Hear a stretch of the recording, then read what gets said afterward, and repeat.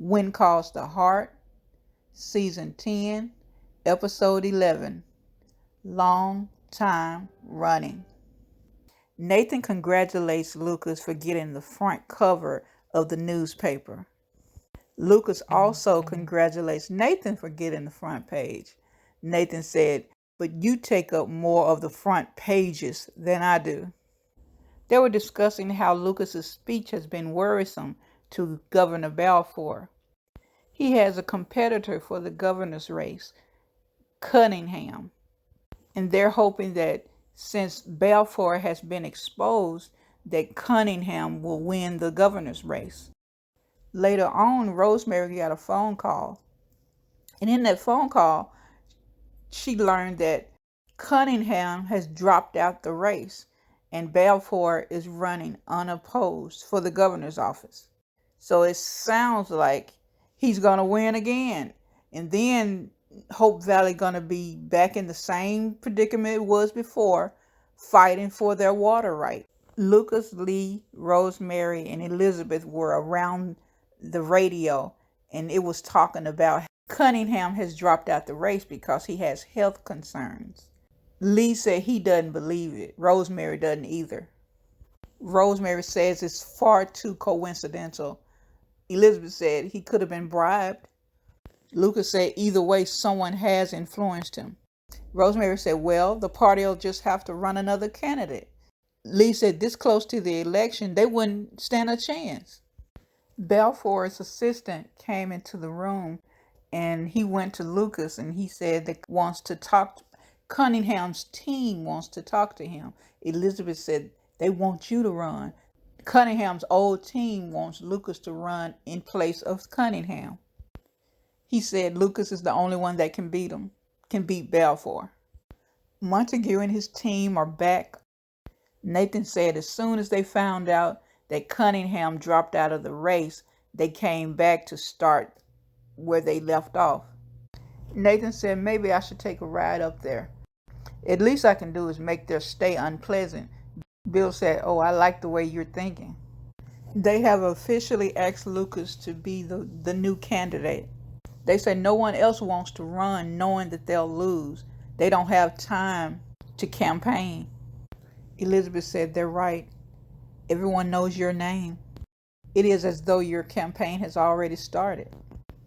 Lucas said, so, if I were to run, you would be okay with that? After a long pause, Elizabeth said, if it's what you want, then yes.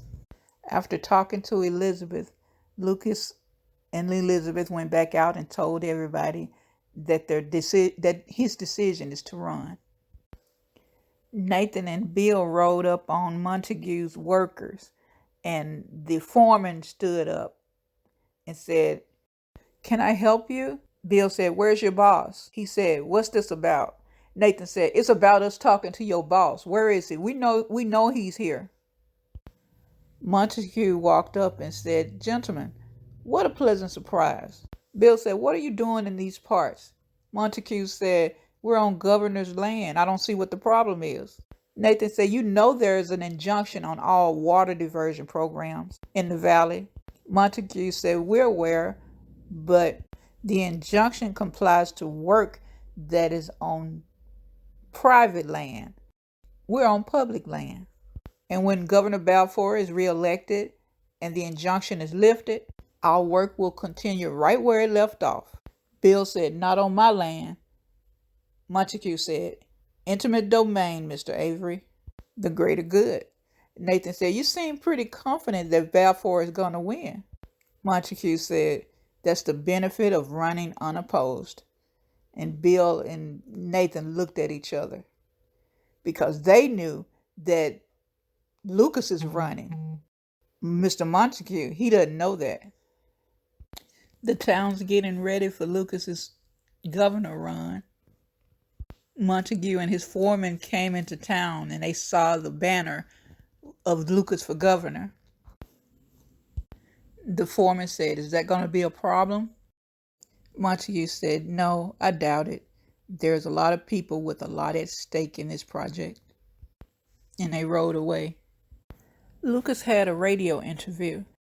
And in that interview, the reporter asked him, will he and his bride be moving to this capital where the governor lives? And he said he would think so because they would want to be together. And then the camera panned to Elizabeth, and she was looking, kind of nervous, or I don't know how her look was. But Rosemary said, well, it's too soon to be talking about that. And then Lucas said, yeah, you're right. I don't want to talk about my personal life. If you have anything about the campaign, then give me those questions, basically, is what he said. After the radio interview, Elizabeth talked to Lucas, and she said how good he did. And she said, but me moving to Capital City, we really need to discuss things like that together. And he said, I'm sorry, I just opened my mouth and things just started falling out. But when you said you were okay with me running, I thought you meant that you are okay with me winning.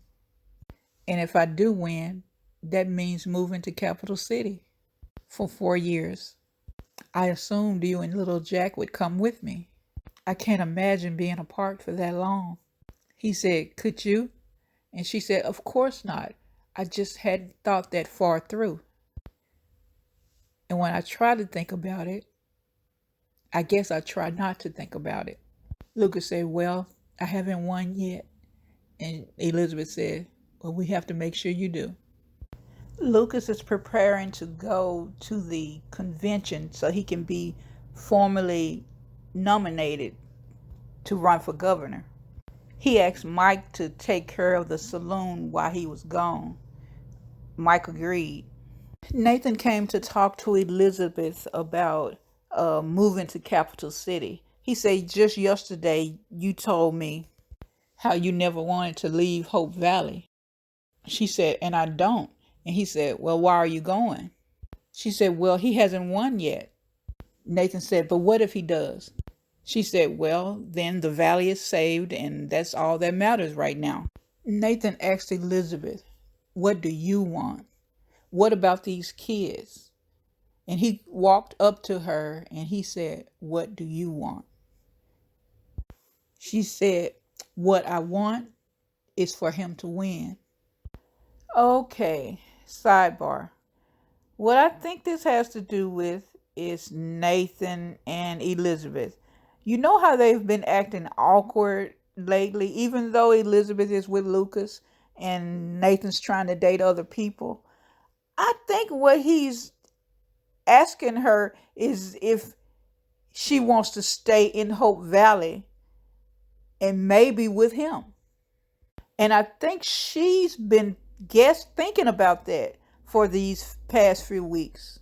I haven't wanted to say it, but I think they may be going back around. They may be looping back around to Elizabeth and Nathan, maybe trying to see what's going on there. But I'm used to, I was Team Nathan at first, but now that for a season or so that Lucas and Elizabeth have been together, I'm good with Team Lucas now. All this back and forth, I don't just really like that. You make your decision and that's it.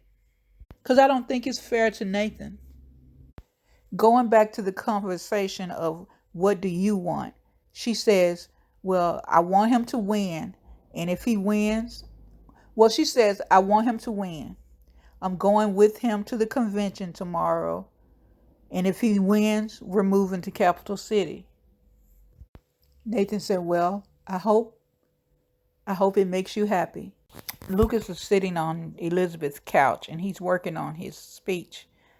And he asked her for any suggestions. And she said, write what's true. That's what she tells her students. And he said, speak from the heart.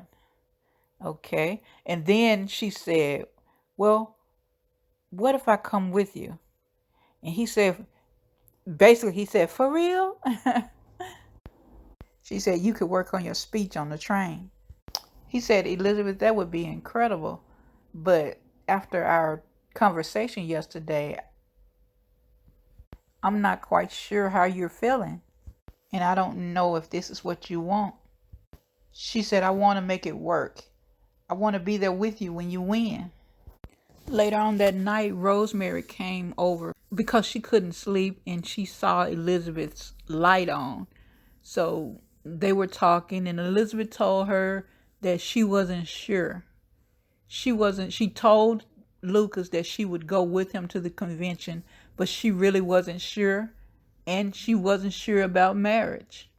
She's not sure she made the right decision.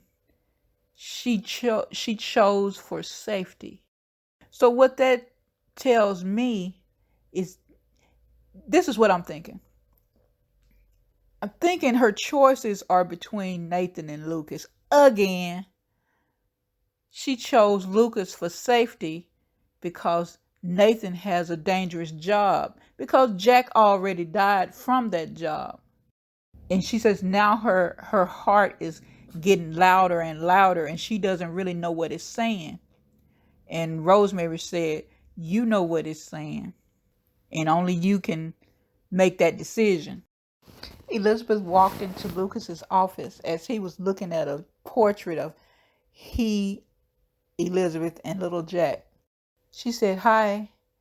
He turned to look at her and said, hi, I think that I'm all set. And he started gathering things up.